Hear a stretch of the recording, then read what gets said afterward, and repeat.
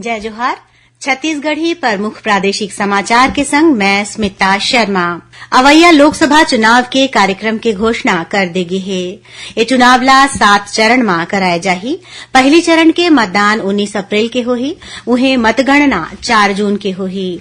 निर्वाचन आयोग आज नई दिल्ली में लोकसभा चुनाव के संगे संग कुछ एक राज्य में विधानसभा चुनाव के कार्यक्रम के घलो घोषणा करिन। एकरे संग आज ले आदर्श आचार संहिता लागू हो गया हवै। छत्तीसगढ़ के 11 ठन लोकसभा सीट बर 3 चरण में मतदान होही। पहली चरण में 19 अप्रैल के बस्तर सीट बर मतदान कराए जाही। उन्हें दूसर चरण में 26 अप्रैल के कांकेर, महासमुंद और राजनांदगांव लोकसभा सीट बर वोट डाले जाही। और राज्य के 7 लोकसभा सीट रायपुर, दुर्ग, बिलासपुर, जांजगीर चांपा, रायगढ़, सरगुजा और कोरबा में तीसर चरण में 7 मई के मतदान होही। राज्य के 11 ठन लोकसभा सीट में 4 सीट बस्तर, कांकेर, सरगुजा और रायगढ़ अनुसूचित जनजाति वर्ग बर आरक्षित है। उन्हें जांजगीर चांपा लोकसभा सीट अनुसूचित जाति वर्ग बर आरक्षित है। फिर राजनांदगांव, महासमुंद, कोरबा, बिलासपुर, दुर्ग और रायपुर लोकसभा सीट सामान्य है। अवैया लोकसभा चुनाव ला लेके काली रायपुर में पुलिस अधिकारी मन बर प्रशिक्षण कार्यक्रम के आयोजन करेगी।